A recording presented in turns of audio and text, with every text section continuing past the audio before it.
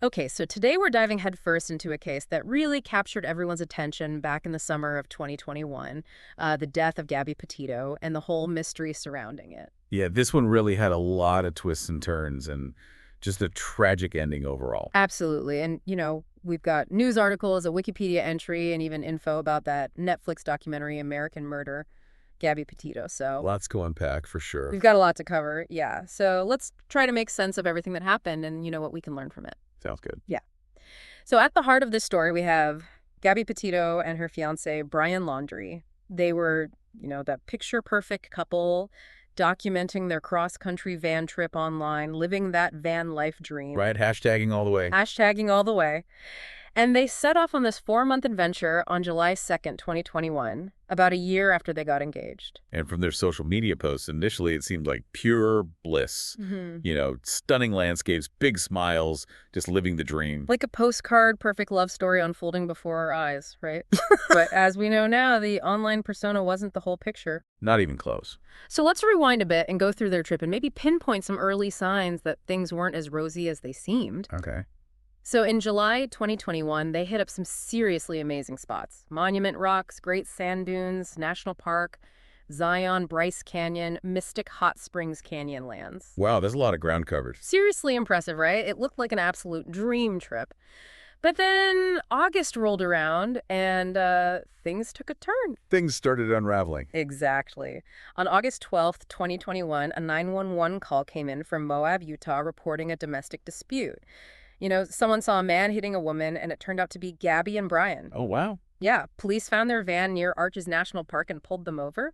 And that's when things got really interesting because the body cam footage from the officers painted a very different picture than their Instagram feed. I bet. So what did it show? Well, Gabby was visibly distraught, sobbing uncontrollably. She told the officers she has OCD and was feeling overwhelmed by all the pressure of maintaining her blog and social media presence. Wow, I can only imagine the stress of trying to keep up that perfect image all the time. Right, and to make things even more complicated, she admitted to hitting Brian first during an argument. Okay, so it wasn't a clear-cut case of Brian being the aggressor. Not at all. Brian's side of the story was that he was just trying to de-escalate the situation, create some space, and that Gabby had hit him with her phone. So both of them claimed to be the victim in that moment. It was really messy, and the police on the scene ultimately decided to categorize it as more of a mental health crisis rather than a straightforward domestic violence incident. I see. Neither Gabby nor Brian wanted to press charges, so the officers separated them for the night. Brian stayed in a motel, and Gabby stayed in the van. That's interesting that they didn't want to press charges even though things seemed pretty heated. Right. It's definitely a detail that raises questions. But that Moab incident became a huge point of scrutiny later on. Well, there was a big review of how the Moab Police Department handled the whole situation. People questioned whether the officers followed proper protocol, especially in terms of recognizing and assessing potential domestic abuse, even when the victim might not be explicitly asking for legal action. That makes you wonder if maybe things could have been handled differently. Exactly. It really highlights the complexities that law enforcement faces in these types of situations and whether there were missed opportunities to maybe recognize the potential danger. Absolutely. And it's a tragic reminder that sometimes those red flags can be hard to see until it's too late. So fast forward a few days to August 17th. Brian flew back home to Florida. He came back on August 23rd, and the explanation given was that he needed to grab some stuff, close out a storage unit. And was that ever clarified? Well, the reason given was to save money, since they were considering extending their trip, but that mid-trip flight definitely raised some eyebrows. Yeah, it definitely disrupts the image of this continuous carefree adventure they were portraying. Right, like what was really going on that he needed to fly back so suddenly. Exactly. So the last we see of Gabby on social media is on August 25th. She posted some photos from Ogden, Utah, posing in front of a butterfly mural. And after that, things go quiet. Yeah, that's when things really start to take a darker turn. Exactly. And the last confirmed sighting of Gabby alive is from August 27th. There's surveillance footage from a Whole Foods in Jackson, Wyoming. You see them arrive, go into the store, and then leave in the van. Okay. And then on that same day, there's this really disturbing account from an eyewitness at the Mary Piglet's Tex-Mex restaurant, also in Jackson, Wyoming. What happened there? Well, this witness reported seeing Brian being really aggressive, arguing with the restaurant staff about money. Later on, Gabby was seen crying, apologizing for his behavior. So clearly there was some serious tension brewing between them. Yeah, it paints a very different picture than the happy-go-lucky couple they presented online. No kidding. That's alarming. And then there's another crucial eyewitness account from around that same time, August 26th to 28th. This person reported seeing a slow-moving white van and a young white man acting suspiciously near the Spread Creek dispersed camping area. And that detail became important later on. Hugely important. It was actually a key tip that led to the discovery of Gabby's remains. Wow, that's chilling to think about how that small observation had such a huge impact. I know, right? It's unsettling. And then we have two separate accounts of Brian hitchhiking alone on August 29th. Okay, so he was alone at this point. Yeah, alone, and seemingly trying to get back to a specific area, which, as we know now, was close to where Gabby's remains were eventually found. Right. So the first person who picked him up was near Coulter Bay Village. They said Brian freaked out when he realized they were going to Jackson Hole instead of Jackson, Wyoming. He asked to be let out near Jackson Lake Dam. Wow, so he was very specific about where he wanted to go. Very specific. And then someone else gave him a ride from Jackson Lake Dam to the entrance of the Spread Creek dispersed camping area. They described him as being really antsy to get out of the car. That's definitely suspicious behavior. Absolutely. And all of this is happening while Gabby's family is growing increasingly worried because they're getting strange messages from her phone. What kind of messages? So on August 27th, Gabby's mom got a text that said, "Can you help Stan? I just keep getting his voicemails and missed calls." Stan. Yeah. And that immediately raised a red flag because Gabby never called her grandfather Stan. Oh, so it seems like someone else might have been sending those messages. Exactly. And then the final text came on August 30th. It just said, "No service in Yosemite." But they weren't anywhere near Yosemite, right? Nope. Their last known location was Wyoming, nowhere near Yosemite. So her mom was convinced that Gabby didn't send those messages. It seems like someone was trying to cover their tracks and make it look like Gabby was still okay. Exactly, trying to throw everyone off the scent. Then we have Brian's side of the story. On August 29th, he had a phone call with his mother, and his tone apparently changed a lot towards the end of the conversation. Oh, that's interesting. Yeah, after that, his father called him, and Brian told him Gabby's gone, and that he might need a lawyer. Wow, so at this point he knows she's dead? It certainly seems that way. And then on September 1st, Brian returned to his parents' home in Florida in the van, but he was alone. Gabby wasn't with him? No, she wasn't. That's when the alarm bells really started ringing for her family. Understandably so. And then, get this, between September 6th and 7th, Brian and his parents went camping together at Fort DeSoto Park. You're kidding. That seems so strange considering the circumstances. I know, right? Like, they knew Gabby was missing and potentially in danger, and they're going camping. It just added fuel to the fire of suspicion. Yeah, that doesn't look good. So Gabby's mom officially filed a missing person report on September 11th, and by September 15th, Brian was named a person of interest in her disappearance. So the investigation was heating up. Definitely, Brian's family lawyered up and advised them to stay silent and not cooperate with the police. Which, of course, didn't help their public image. Not at all. It just made everyone more suspicious of them. Right. Meanwhile, the police started surveilling the Laundrie home. On September 13th, they saw Brian leaving, but then 2 days later, when they saw his car return, they mistakenly thought it was him getting out when it was actually his mother. Oh, wow. What a crucial mistake. A huge oversight, especially in such a high-stakes investigation. It's a reminder that even in these critical situations, mistakes can happen. Yeah, and sadly, in this case, it meant valuable time was lost. So what happened next? Well, the search for Gabby continued, and on September 19th, her remains were found at the Spread Creek dispersed camping area in Wyoming.